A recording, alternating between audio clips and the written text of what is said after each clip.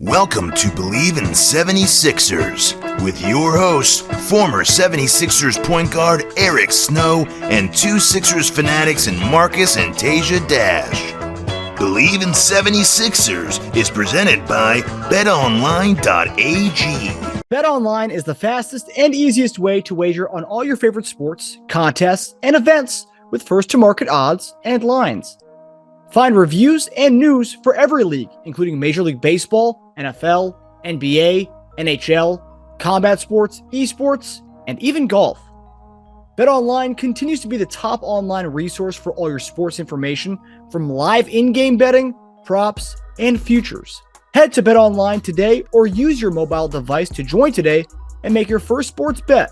Use our promo code BLEAV50, that's BLEAV50, to receive your 50% welcome bonus on your first deposit. BetOnline, where the game starts. Welcome to another episode of Bleav In 76ers podcast. Unfortunately, guys, Marcus is still sick from the Lakers comeback, so he cannot actually make it today. But we'll hold down the fort. I'm Teja Dash here with legendary Sixers point guard Eric Snow. And today we are welcoming our first guest of the show, host of the podcast, You Know Ball, the slop king known as Twitter on Trill Bro Dude. Trill.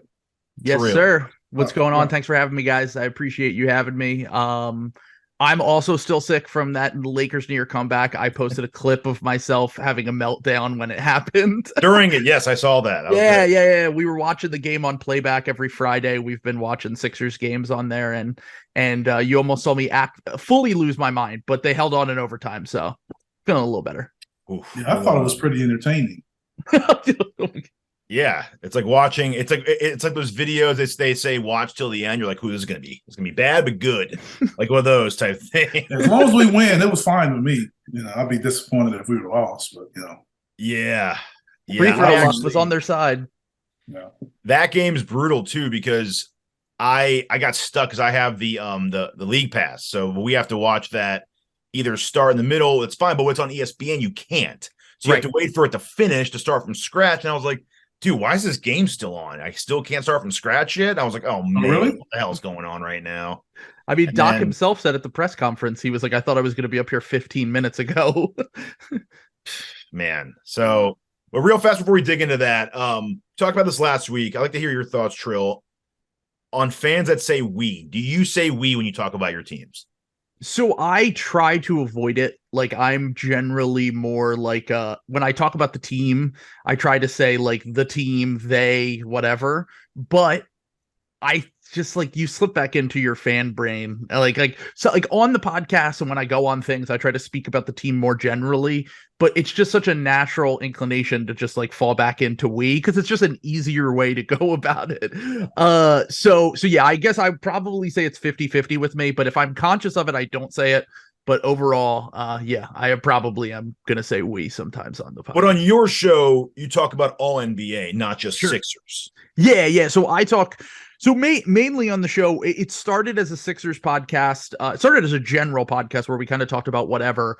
And then the Sixers episode started doing well because we were talking about just, general NBA stuff and the Sixers stuff. And I had Sixers fans on. And then from there, it became more about the NBA, especially in the middle of the Ben Simmons thing, because I was covering all trade stuff. Yeah. And then since then, the Sixers have been honestly kind of depressing to talk about sometimes. So it's been nice to kind of switch it up and talk about the NBA at large. And then, so yeah, right now it's probably like 70 NBA, 30 Sixers, I would say. Okay. Yeah. All right. That's a good reason why you wouldn't say we, because you're not only exactly. Yeah. I mean, I think it depends on who you're speaking to also. Yeah. You know what I'm saying? Like if you're talking amongst people that know you and know you're a team fan, you're more inclined to say we. Yeah. Because they'll know who you're speaking about. Yeah, exactly. If you're talking to just anyone, they'd be like, who is we? I take it a step further. If I'm betting on a team that night, they're we, baby.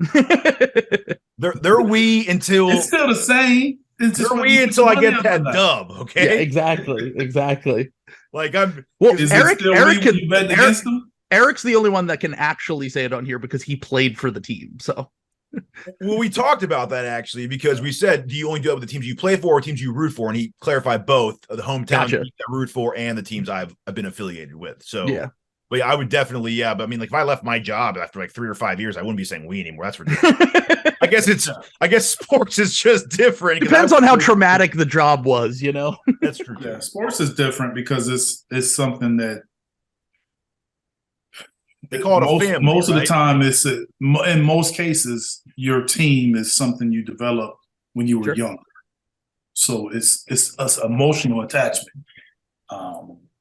So that's where the sort of the we comes from and all of this and that. And so the we, but people don't have a problem saying they and them when they're losing.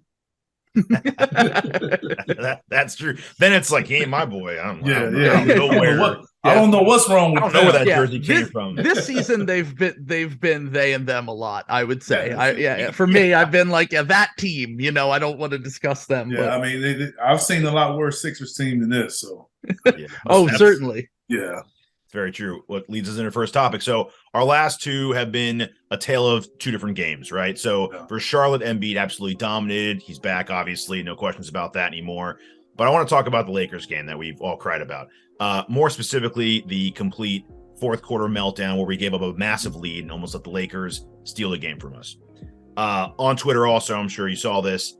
Someone posted a clip from the 2010 Lakers-Celtics finals where Phil Jackson said during a timeout, the Doc-led Boston team has lost more fourth quarter leads than anyone in the NBA. Well, here we are 12 years later, and a Doc-led team is still blowing a lot of fourth quarter leads. Now, I know you probably have a lot of thoughts and feelings about this, but what sums up Doc's career up to this point? Is it a championship or blown leads? Well, I guess it kind of depends who you talk to. If you're talking to people that are very keyed into what's going on in the NBA, people who are incredibly online. It feels like that clip comes up every 6 months to a year, which is not great for Doc. Look, you can't take away the championship, what the 08 Celtics did. You can't take away the fact that Doc is a championship winning head coach. But if you were to ask me what people know him for more that are really like, as I would call like an NBA sicko, someone that's like totally tapped in, obsessed with the NBA, a lot of people that follow the NBA now were not around for the 08 Celtics.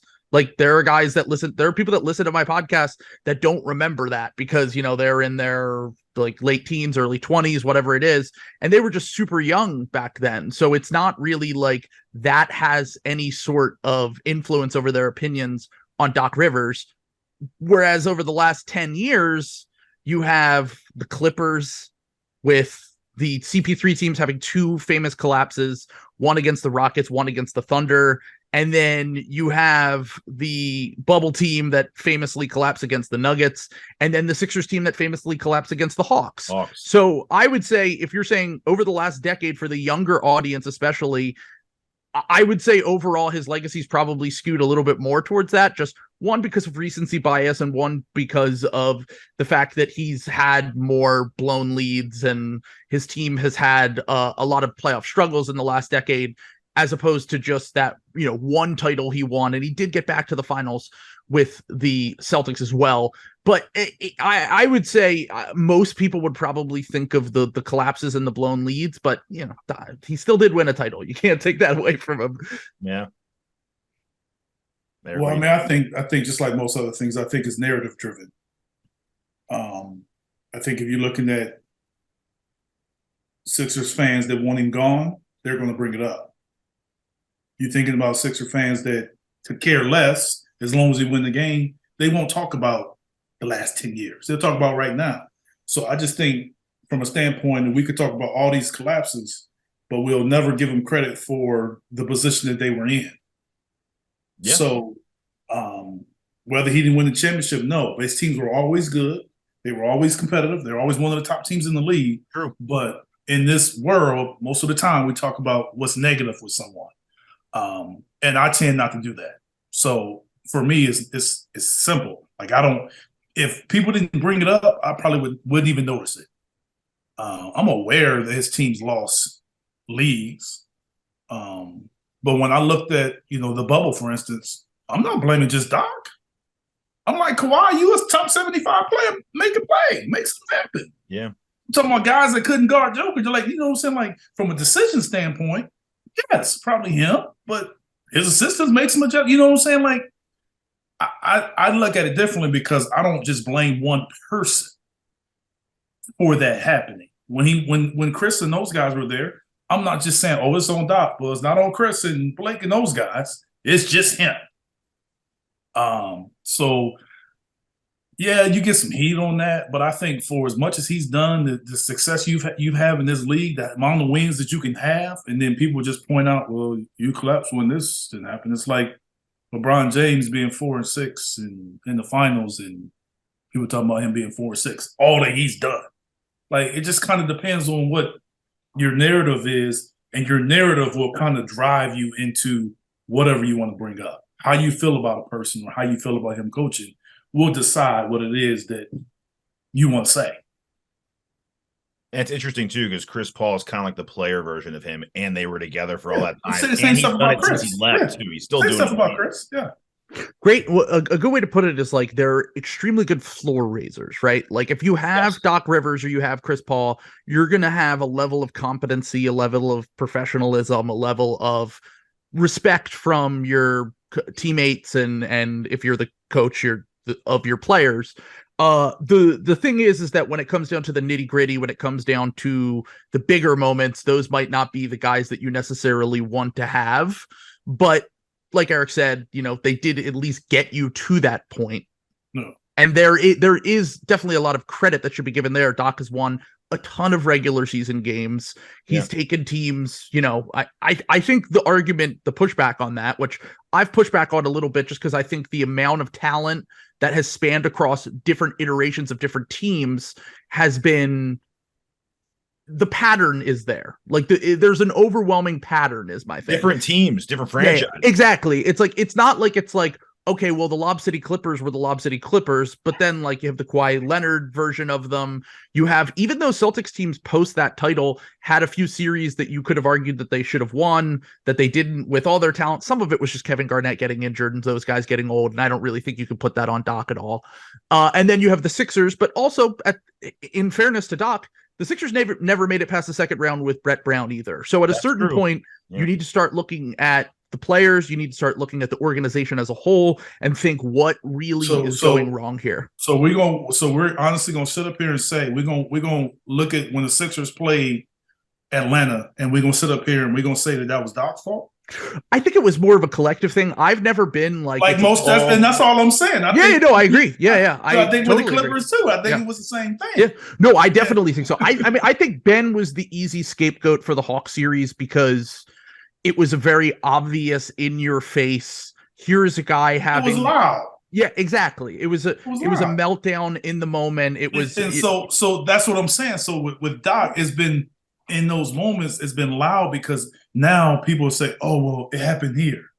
Oh, it happened here. Oh, it happened here. Hey, that's his career. I mean, he been coaching for 20 years? Yeah. You don't coach for 20 years and people pull out 3 moments and that defines you. That's crazy. That's absolutely crazy if you can coach that long and people pull out 3 instances and say, hey, that defines him. No, in the championship, he just got lucky. He just had those guys. But the other 3 things where he failed, that's who he is. That's a bunch of crap, man. Seriously, that's a bunch of crap. I will say it has become like a cliche to say Doc needs all that stuff. And at this point, as a Sixer fan, I've accepted that if we have a big lead, I'm not going to be surprised if the other team comes back. In fact, the next double-digit lead we have late in the game, I might just start placing automatic wagers. Then let's get some guys. If you telling me that you got 2 future Hall of Famers, right? Yep. And we can't get the ball. Actually 3. It's just Maxey's not there yet, but right now we got 2. I don't think about what else. I'm thinking about confirmations. And we can't get the ball in bounds, and that's Doc Rivers. Yeah, that's the coach's fault that we can't get the ball in bounds. We got Joel, who's the biggest on the court. We can't throw the ball up to him and he go get it. You telling me Anthony Davis can knock him down When it's winning time, it's winning time. Go get the ball and make some free. Come on, man. You gotta really look at some stuff. That ain't coaching. Yeah. How much stock do you put into your team taking up the personality of your coach, though? The NBA is the best players league, not a coaches league. Now, if this was college, I would agree with you. Yeah. But if you go in that owner's office and if Joel go in there and Doc Rivers go in there, guess who's going to end up? If they both wanted each other out, guess who's going to end up out? Doc. Exactly.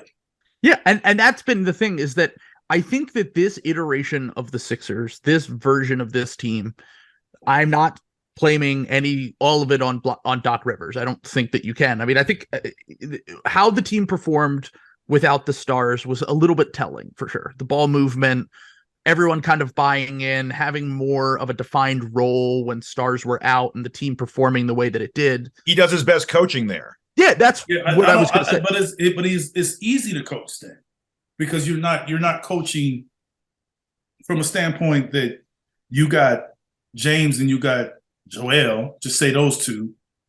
They play a certain way. They play a certain style. But that's my issue. Is that I think that we need to find either we need to find a coach, or we need to have star players that are buying into whatever message. True, that's the whole league. True.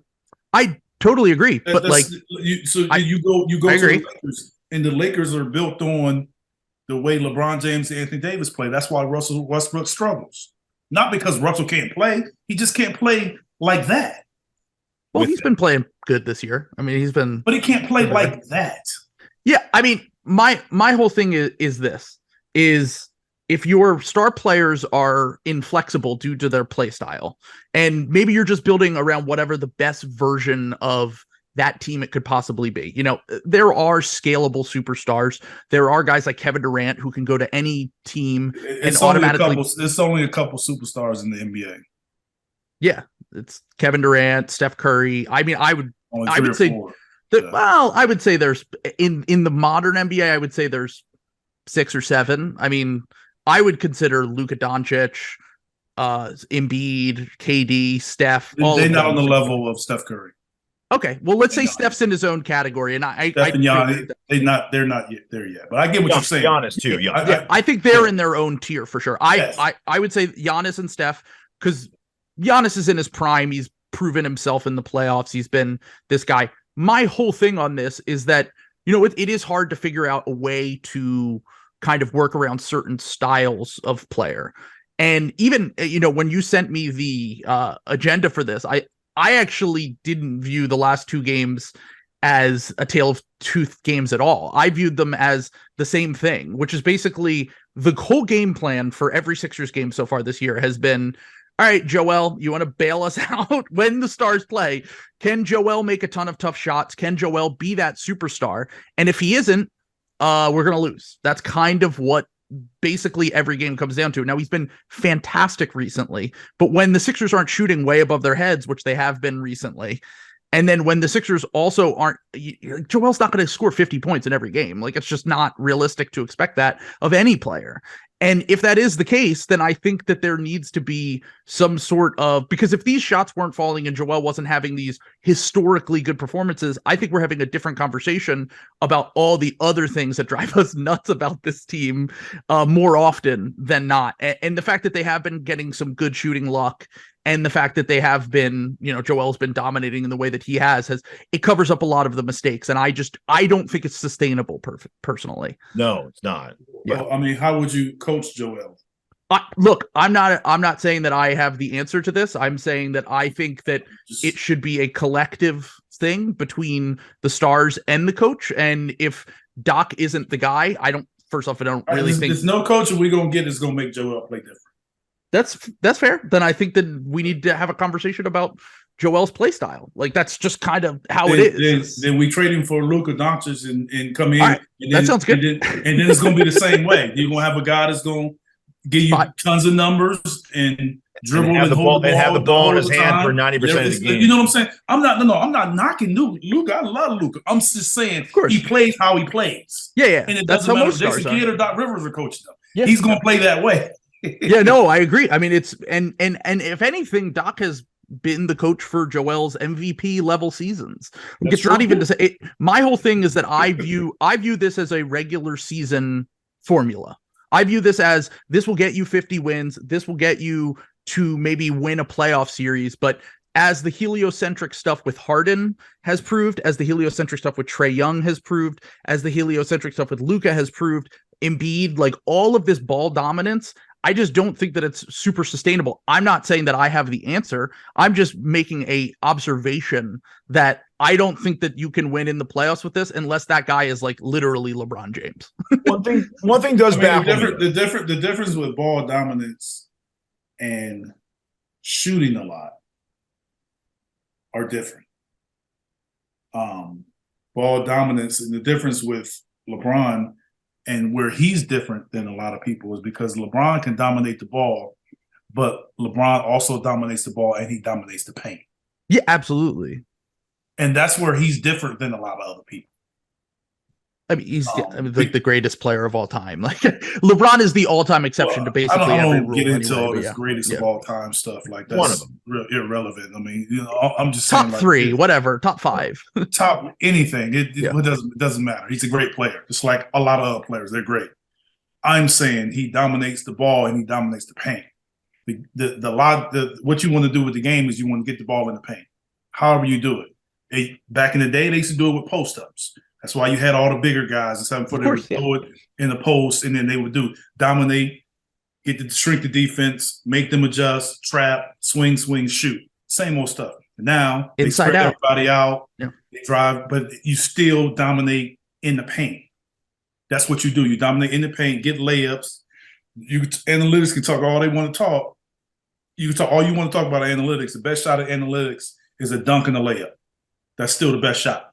So when you get that ball in that paint and you're attacking that rim and you're shrinking that defense, then those shooters are getting practice shots instead of questionable shots where they don't know where the ball is coming. Oh, yeah, I know. I watch the Sixers every night. I'm aware other teams do it all the time. So that's where he's different.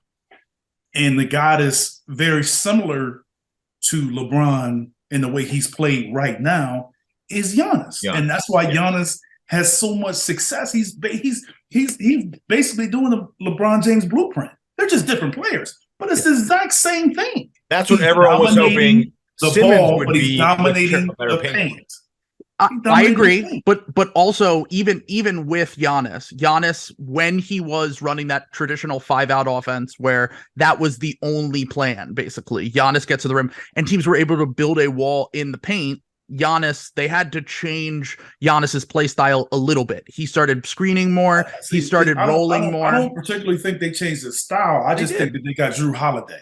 No, they did. They also got Drew. They got secondary ball handlers. He still plays the same way. He just doesn't handle it as much. Sure. Yeah, but he is still an active participant in the play when he is screening and rolling more for Drew and Middleton and doing the things that open up the same way. They open up spacing because he's a vertical threat.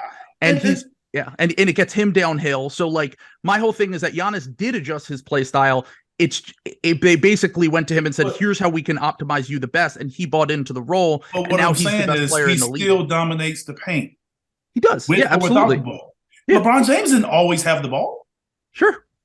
So I'm saying it's the same way. So it wasn't like Giannis had the ball up top and everybody move out the way. Like he played like that, but he didn't always play like that. They had other guys that couldn't do it. Then all of a sudden Middleton grows and they went and got Drew Holiday. Yeah, absolutely. That was the difference. And they got Lopez. They got a better team. Yep. But he's still dominating. He's still doing the same thing. So I get what you're saying. I'm just saying, like, for Joel, I think it's the situation where he's playing a certain way. I just don't know how you're going to adjust that because he's not going to all of a sudden now just be this motor guy. Like where he's just going, he's blocking shots, he's getting tons of rebounds. If I said something about Joe, I would like to see him get more dominant on the offensive rebounds. Agreed. Yeah. The two areas that the two areas I think the offensive rebounding is 100% true, which I think that him buying into being a little bit more of a roller in the pick and roll, which he has done since they got James Harden, is essential for that, because I think he's going to get a lot more offensive rebounds as a roller. And I also think that from the I just want to see, and this is not Joel's fault at all. And none of this is really Joel's fault. He's been absolutely dominant. He's been amazing. But I also would like to see just like a little bit of variance to what they do, so that if a team in the playoffs can solve this as they have in the past, that they have something that they can kind of pivot to. And that's one of the things that the Houston Rockets did really well with when they got Chris Paul, was that they had this style with James Harden where you spaced everyone out. He ran the entire offense. He touched the ball every possession. He was the heliocentric guy. And then once they got Chris Paul, you had something that you could go to that was a little bit different, where you just switched it up a little bit. But overall, look, Joel's been incredible. He's one of the 5, 6, 7 best players in the league. It's not his fault at all, but I do think that it would be nice if we didn't have to continue to depend on him scoring 35, 50 points every single game, so that we could just win a game against the Charlotte Hornets. How do you do that though? Like you saying, we're saying. Well, hopefully when Maxey's back, it can be they can have a little bit more variance to the offense as well. I think that they're a little bit. I think Harden and Embiid are really the only two guys, Shake occasionally off the bench, that are really capable of running offense that you would even trust in that situation. So, what is y'all so high on Maxey? Well, he's more of a scorer than like a creator, ball handler, playmaker. We'll get to Maxey in a bit. I want to have a closing thought with this Doc thing real fast. The one thing I'm baffled about, and I was saying how I'm prepared for blown leads, but I compare it to almost a bad slice or a draw for a golfer. When they when they can't fix it, they literally just aim slightly differently to go in. Why can't Doc be like, all right, I don't know how to fucking fix these blown leads, okay? But what we're gonna do is we're gonna throw a little curveball in there. So I'm gonna throw a chair or get a technical, something in the middle of Bobby Knight. anything. No, anything though. Just be like, hey, Sam, next time a team scored 12 straight and our lead shrunk from 18 to 6, just do this. Get a technical foul. Do anything to stop. Why is there more something to stop it? Well, getting a technical foul when you're blowing the lead probably isn't the best. Hey, it changes the emotions of the game. They're looking at the clock going, shit, dude, we're losing this.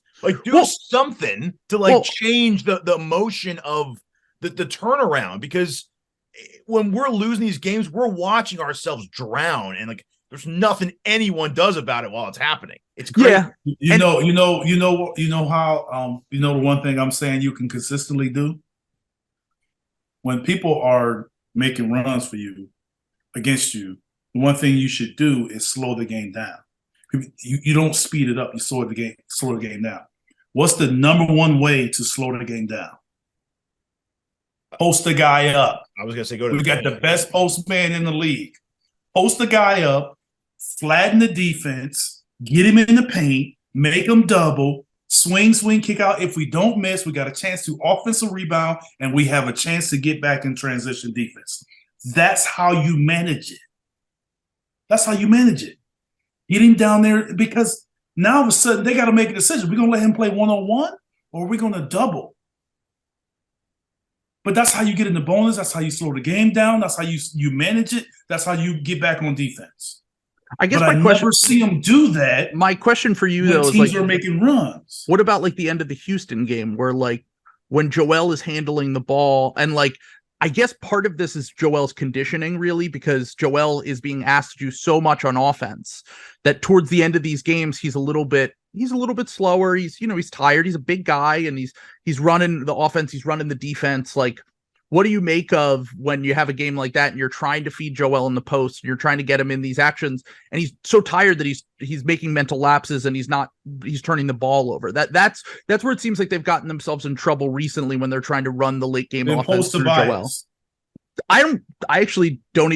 Tobias has actually been a fantastic post scorer. He just doesn't get a ton of touches. And I'm not saying don't do it for the rest of it. I'm just saying do it for the stretch until your man can recover. Yeah. Throw it off. Go to different directions. I'm just talking about in that instance where you're trying to, stop the bleeding. That's what I'm talking about. I'm not talking about just in general. I'm just saying when you're trying to stop the bleeding. or find a mismatch somewhere. Where you put Joel or you put Tobias in a pick and roll with James to get the point guard on Tobias. Yeah. Because most teams switch. Yeah. I'm just trying to give you just the scenario of how you kind of slow it down. A lot of those instances you were talking about. And this is all outside of calling the timeout. Yes. Well, I threw the chair thing. Yeah, the timeout would be the easiest way to stop it. Yeah. But I think throwing a chair.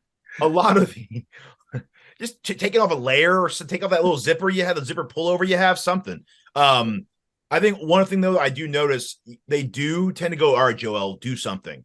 It's usually like at the top of the key or like outside the paint. That's when he makes those forced passes. I'm like, dude, why are you throwing that ball? Now that right there, desperation is Joel, but that's coaching too.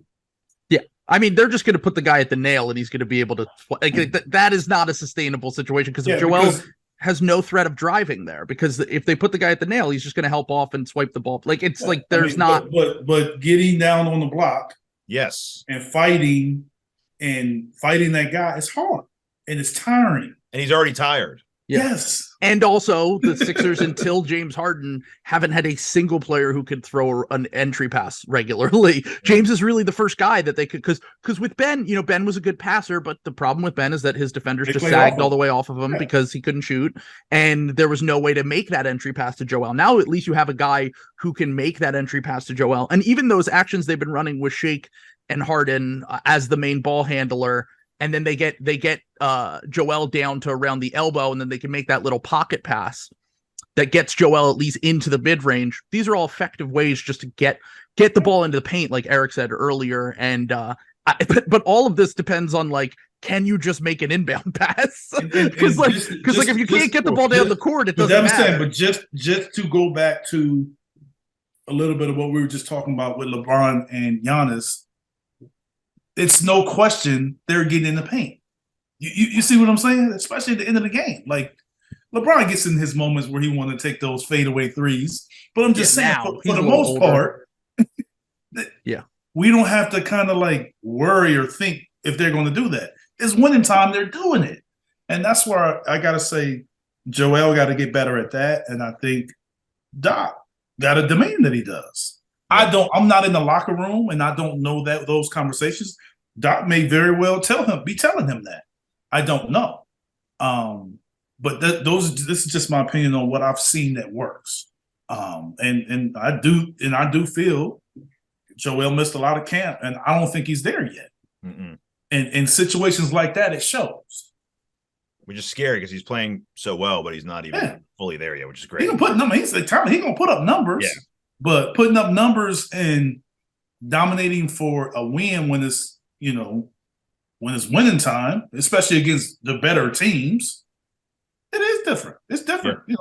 It is different playing against Charlotte and playing against, even Brooklyn, who's doing well now. I'm just saying, when you playing against those teams that, especially as the season goes on, it's going to be different. Yeah. So we talked a little bit about some of the things that piss us off, and we mentioned a few of these in there. Good segue to the next topic. Which consistent issue of the Sixers pisses you off the most? Turnovers, awful transition defense, or poor rebounding? Eric, why don't you go ahead? I don't think the rebounding bothers me as much as it does. Really? Just Joel. It's offensive rebounds bother me because I think he spends a little too much time on the perimeter. He doesn't put himself in position to offensive rebound enough. So from that standpoint, defensive rebounding is kind of correctable. I mean, I think we can get better at it, guys. Sometimes I think that's just getting broken down defensively a lot of times.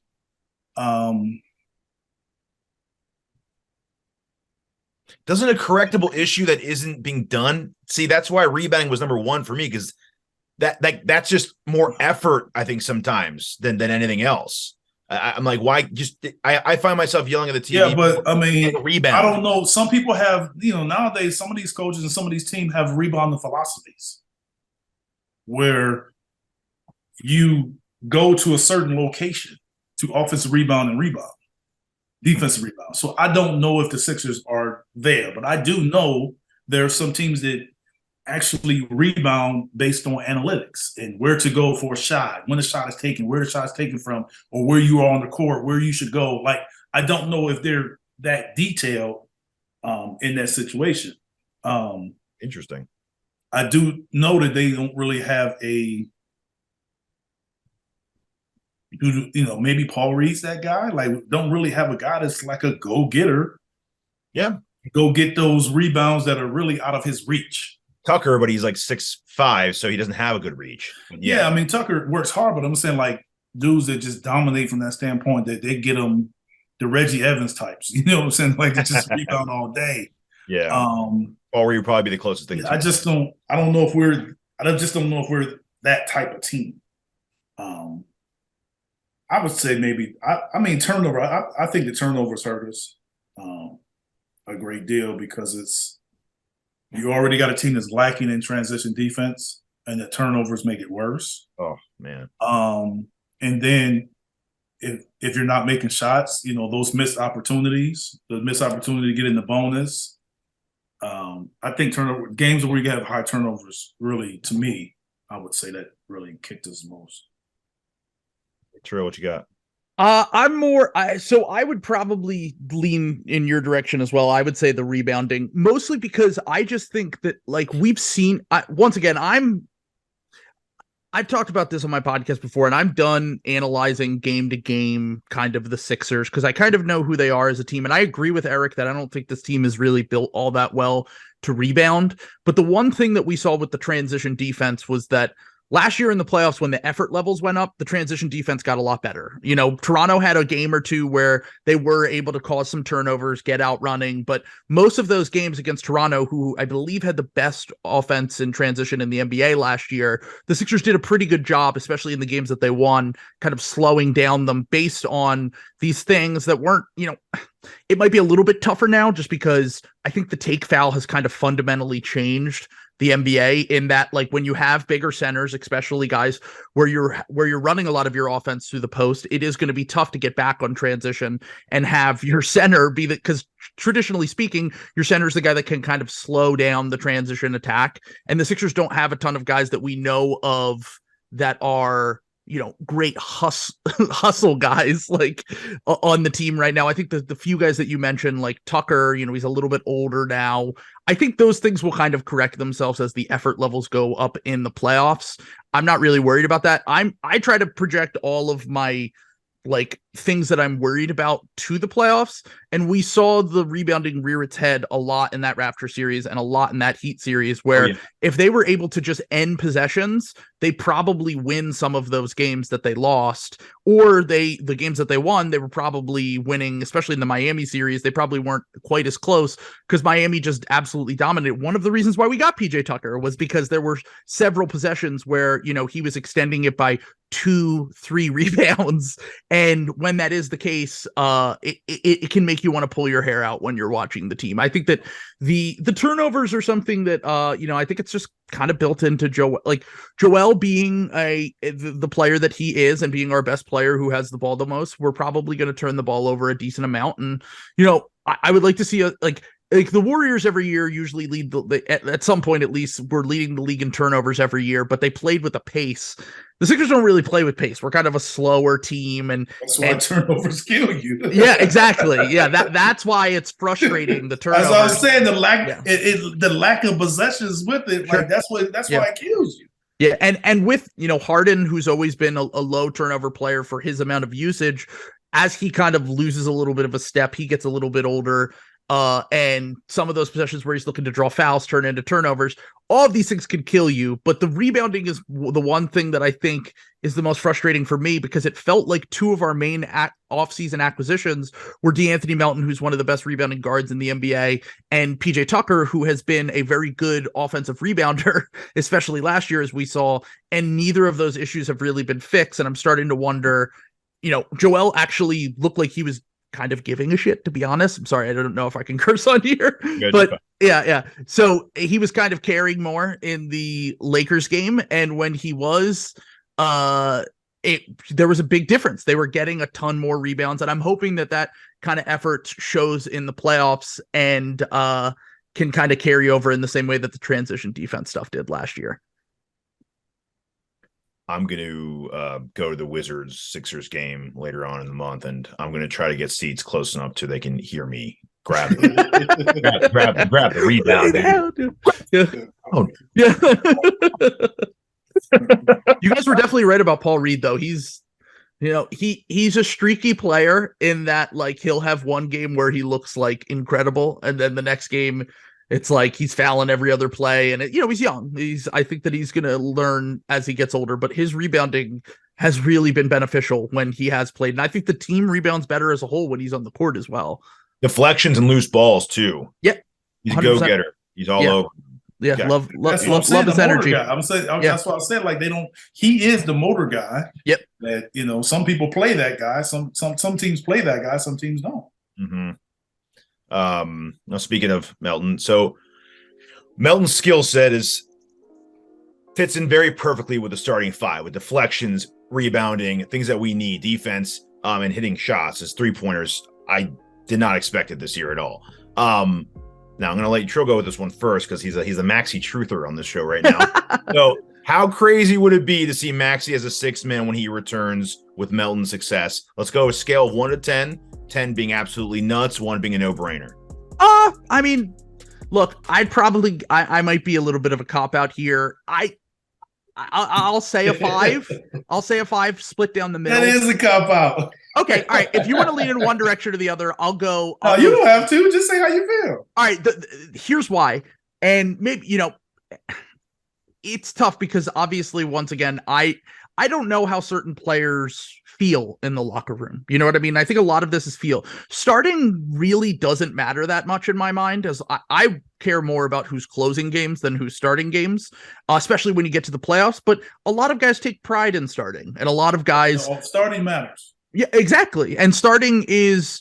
My whole thing is, I think that Melton and Maxey both should be playing starters minutes, regardless of whether they're starting or not. So that's probably more what I'm trying to say here is, like, I think Melton is like the 4th or 5th best player on the team. And if that is the case, then he should be playing. We should be getting more creative with lineups, trying to play 3-guard lineups whenever we get the occasion to do that. And then also, in addition to that, trying to make sure that Melton's basically almost always on the court when one of Maxey or Harden are off the court. Which is what they were doing earlier in the season. So I guess technically, like, look, if the Sixers were to move Maxey to the bench, I think he would be a great 6th man. But I also think that, like, Maxey probably wants to start, and Rich Paul's his agent, and he probably wants his guy to start. So because they're going to be negotiating for a contract after this season. And if that matters enough to someone, I think that you just kind of leave it as it is. And then you try to figure out ways to be more creative with your lineups so that you can maximize having all of your best players on the court. Last year in Memphis, Melton played the 3 a lot more than you would think. And I think that because he's like 6'3", that sounds insane, but he's a really good rebounder positionally, and his wingspan, he's 6'9" with his wingspan. And that is, it's not going to work in every single matchup there. It wouldn't work against the Celtics. Like, for example, they play bigger when they're healthy, Tatum at the 3, that kind of thing might not work.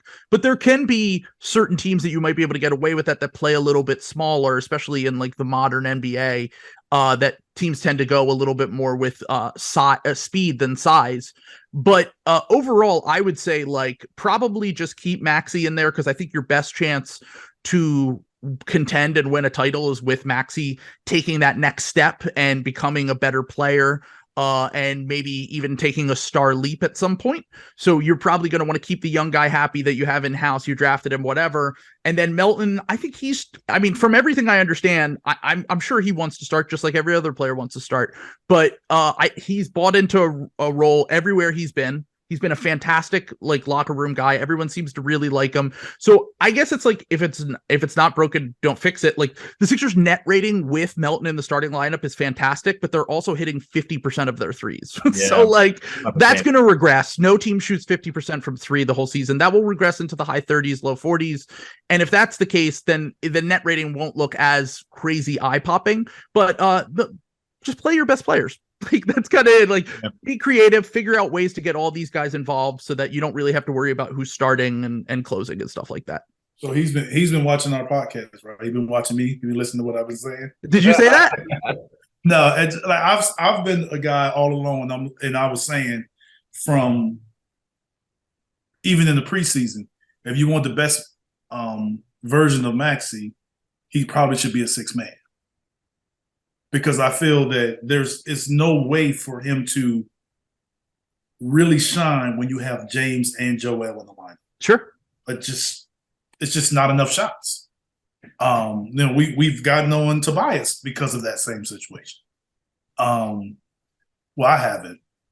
Teja has. Well, I think Tobias has been fantastic. I'm just saying, I don't get on, but Teja and his he's crew, a fan. Man. Come on. Yeah, Teja and his crew. So I would say that more about. I think it makes sense. I think it would ruin the relationship with Maxey though, right? If he did it. So I don't think you can do it at all. At all.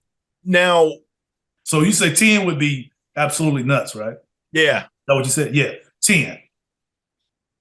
Basketball though. Basketball reasons 1. Working with personalities 10, you're saying? Yeah. Okay. Yeah, but that matters though. Because if it matters with the personality, then you are affecting the basketball. Now, what about, and I thought about this, what about the loophole of this would be he's coming off a pretty big injury. They're like, hey, let's ease you back in. Let's start you off the bench. You get to go out there, spread your wings. And hey, this is going so great. Yeah, you get a game or two like that. Yeah. Man, we're 2-0 since you've been on the bench. Pretty soon he'll be like, I feel good. I feel good. I need my name called. Yeah. But it's working so well, Tyrese. So what I want to say here is that I totally like Eric said, he was a player, he knows starting matters. This is a stature thing, this is a contract thing, and they use it against you when you don't. Exactly. Don't think they don't. Exactly. 100%. There's a reason why, I know Melton was younger, but there's a reason why Melton's on the contract that he was. He's way better than what he makes.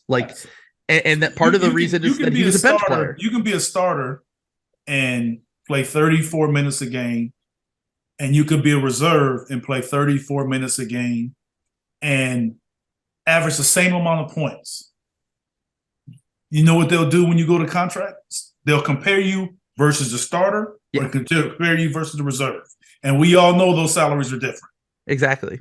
Yeah. And so it does matter. Yeah, 100% matters. And the thing is that I think that Maxey matters to this franchise due to the fact that without Maxey, they would kind of be a little bit screwed because of the way that the whole Ben Simmons situation went. And, the fact that he kind of fell into their laps at pick 21 and everyone talks about how much they love him all the time. And I think the last thing you want to do is, even if it might make the team a little bit big, it might make the team a little bit better. You don't want to piss off the young guy who's done everything that he possibly can for the team and is just an all-around good guy and a very good young player too. And I think that I think Maxey as a person would be like, hey, okay, I'll make it work. I think you would. Maxey as a businessman and his associates, there's no way you can be happy with that. Especially with what Maxey makes on his contract now. Maxey is one of the best. He's one of the from a team perspective, he has one of the best contracts in the NBA. So he's going to want to get paid on his next deal, and he should. Yes. There's no way you do that. Yeah. Maxey, he can go in there and be like, man, take somebody else off the line. Exactly. That's what his people are going to say. I will say I have. Couldn't they compare him to Jordan Poole? Jordan Poole doesn't always start, and he makes a lot of money now. Jordan Poole wants to start though. But he got his contract, he signed knowing that that's what he's doing. He did, but I can guarantee you if you ask Jordan Poole if he wants to start. Tyler Hero said, I'm a starter in this league, and he became a starter this year. Like, that's just kind of how Jordan Poole wants to be a starter, but who are you going to start him in front of? There you go. Well, behind the greatest player of all time. Yeah, his issue isn't that he's not a starter. It's the fact that he's playing behind Clay and Steph. He's playing behind Hall of Famers and they won the championship with that configuration. Yeah. So that's why I was saying if we got lucky, not lucky enough, but if Maxey spent a month or getting acclimated off the bench at like 20 minutes a game and we're killing it like that, would that be enough for him to be like, man, there's one thing to get benched for Steph Curry. There's another thing to get benched for DeAnthony Melton. And like, I love Melton, but like, he ain't Steph. And like Clay, I'm just saying, like, if we had KD and, you know, it was like Kyrie or, you know what I'm saying, and someone beside James, you could get away with that. But he's coming in and saying, no, that's, you know, I lost my position because of injury. Yeah, and it's too bad. It's you're not really getting benched for Melton. You're getting benched for Melton's skill set that goes better with that 5. But that's unfortunate that it's much more than that, right? I mean, Poole was a weird situation because A, they won like that, and he kind of just fell into that role, and B, they're Hall of Famers. So what the hell are you going to say? Like, I mean, but you know, Poole was also drafted there to spent time in the G League and came up and developed and he developed with that team. And he played that role, and he's always played that role. But we're talking about, it's different if Poole was a starter, then all of a sudden he's playing well, and then we take him out and say, hey, you know what? Go be a 6-man. That's what we're asking for Maxey. It is a different situation because Maxey has started. But didn't they kind of reacclimate Clay slowly and then give him the starting role again eventually? I don't think Poole was a starter, was he? Even when Clay was out, he wasn't starting? I don't think he was. If I remember correctly, some, but it wasn't like they were pulling him out of the lineup. You know what I'm saying? Like, and he was still averaging like 31 minutes a game anyway. So it's like he's playing a lot. So I mean, he's scoring a lot and he's playing a lot. No, you're right. He did start. He started before Clay came back. But once Clay came back, the idea, like, he knew that he was going to move to the bench for Clay, and it was never a question. His minutes are still the starter's minutes. Like, he's playing 30 minutes a game. Like, but right now, you don't think Poole's better than Clay? Which I would this season, I would say Clay. Last year, Poole, when Clay was coming off the injury, Poole was better. He was better than Clay. But I also think that it's just, that's a different story. When they asked Clay, to back up Eric's point, when they asked Clay to come off the bench when he came back from injury, his answer was literally "fuck no." So that's what I'm saying. So like Clay's starting. That's just kind of how it is. Hey, come on, dude. Yeah. I'm telling you, look, guys ain't trying to come on, man. Clay's like, I've won 3 titles. It's a totally different thing. Like, you look at even like Russell Westbrook, it was like, yeah, he's playing well off of it, but it's an adjustment. Like, these guys have been starters their whole life. Yeah. All these guys have been starters their whole life. DeAnthony Melton's been a starter for 95% of his life, right? Not in the NBA. Not in the NBA. That's true. Second round pick, grinded his way. Like, in the NBA, yeah. And look, I think that, I'm sure, like Eric said, both of these guys would be okay, smiling, but at behind closed doors, you want to start, and that's kind of how it is. Now, crazy, just hypothetical. We're down like 0-2. We lost 2 games at home in the playoffs. Ooh, we're getting abused defensively because teams are targeting Harden and Maxey every single time down the court. Yeah. Something's got to give. Like, do you think they'd be desperate enough? I mean, at that point, Doc's like, man, Maxey, it's either you going to the bench or I get fired in about a week, and I ain't getting fired in a week. So sorry, man. You know what I mean? Like, at some point, if that becomes a problem defensively, I think he'd be the first man to go to the bench. We did see this just to kind of the opposite problem, but before Doc Rivers was here, when Robert Covington was really struggling in the Celtics series a few years ago, the Sixers really lacked that secondary ball creation. So they brought TJ McConnell into the starting lineup, and they sent Robert Covington to the bench famously. And then they ended up winning that game, and it was this whole thing and whatever. But I mean, Doc's history suggests the complete opposite. Doc is loyal to his guys. Doc is loyal to his game plan. I don't think he would do that unless it was like, unless it was literally from the front office, and I don't think the front office would ever want to. I don't think they would want to piss off. Like, I think you have to be so careful when it comes to your guys that could be stars, especially when you're in a market like Philadelphia. Like, we don't get free agents. Like, we just have to treat our guys as good as we possibly can. Yeah. Maxey's the young guy too, man. Exactly. Yeah, I mean, there's ways to go around that without taking the guy out the lineup. You know, minutes. You let him play like 3 minutes. Earlier substitutions. Like, there's ways around that. Start Melton at the 3 and move PJ Tucker to the bench. You can lose guys by making a move because you almost, to the people that don't really pay attention like that, you almost saying it's his fault. Yep. It's perception's the problem, not the truth. Yes, I do agree with that. Real fast, who do you think they would take out of the starting lineup first, Maxey or Tucker? Tucker, 100%. Yeah. I think they would go 3 guards before they took Maxey out the line. Yeah, same here. Yeah, I also think that Tucker's come off the bench before, which is like I mean, even on that Bucks PJ's team, gonna be the same regardless. Yeah, exactly. And PJ's got his money. He's already locked up for the next 2 years. He's going to retire after that, probably. So, yeah. All right. Well, let's say food for thought. All right, let's go to the game. We could just not even have to talk about it if we just win. So yeah, hey, I'd love that. That'd be that's the best adjustment you can make. Yeah. Win games. Yeah. It all goes away. All you need to do is get that W. Even if you lose, even months from now, people forget that how the Lakers game happened. It's just going to show up as a W later on, so it's not going to matter. Exactly. So Sixers host the 14-11 Kings. As of right now, I think as of last night, 5.5-point favorites. Fox is questionable, so that would be a huge loss for them. But thoughts and who do you got? Let's go Trill first. Well, I think De'Aaron Fox being out completely changes the dynamic of this game. He's been fantastic this year for them, really budding into a star. And the major thing with him is the transition offense is just incredible they have the second best transition offense in the NBA when he plays. Yeah. So I think and we know the Sixers transition defense issues. I think that is really, really tough. If he doesn't play, I would imagine that the Sixers win. If he does play, I think it's going to be closer. I'm still saying Sixers win, although the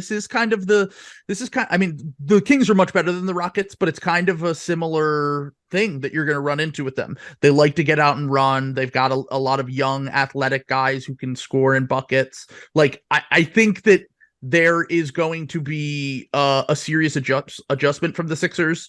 And they're going to have to, focus in on the things that they've been struggling with. But I'll take the Sixers tonight, especially when you have the Warriors on the schedule for later in the week. So right. So is tonight we play the Kings, and did the Kings play last night? No, they played Sunday, I believe. They also played Sunday. Yeah, they just played Cleveland, I think, right? No, Cleveland played last night. Hold on, they just played the. They played the Knicks on Sunday and they got crushed actually without De'Aaron Fox. Yeah.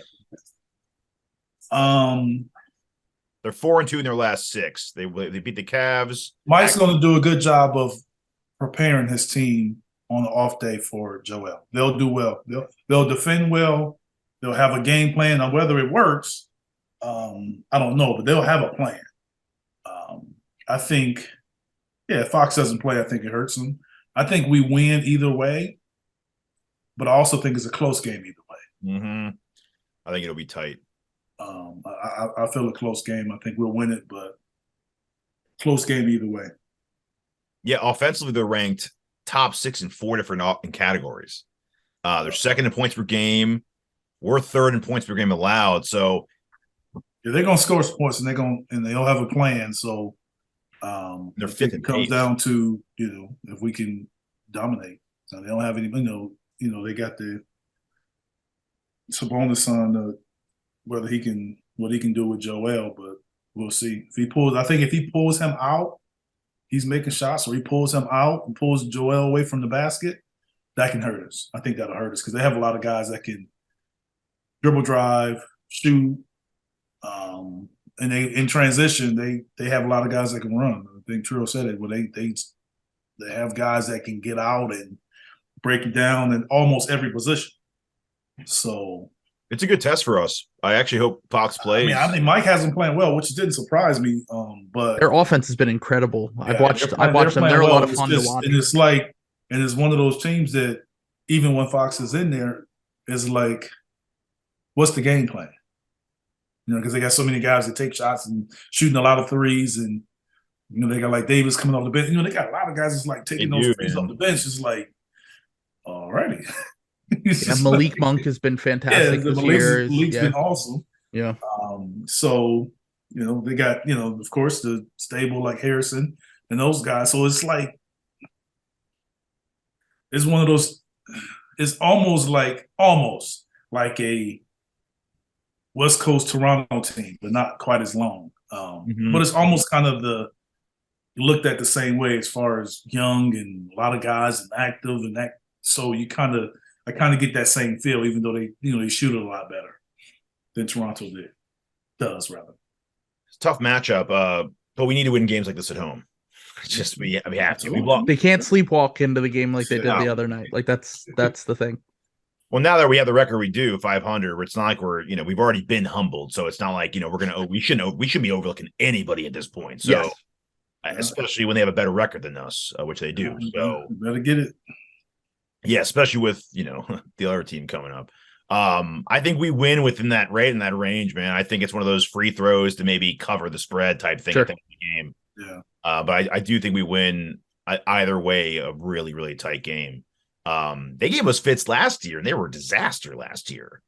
Yeah. Well, except for the one game when Andre Drummond was famously the game with it was a Hospital Sixers game in Sacramento, which was kind of the game where we're like, man, should the Kings just blow this whole thing up? Because because Drummond destroyed them on the glass. Maxey had a fantastic game. But yeah, that was the game with our guys though was close. Didn't they come? I think they came back in that game, I believe. The Halliburton, before Halliburton got traded. Yeah, Halliburton scored 30 something, and we all were convinced they were going to trade for Halliburton after that game, and then they didn't. So that was the game where Hield and Doc were talking with this.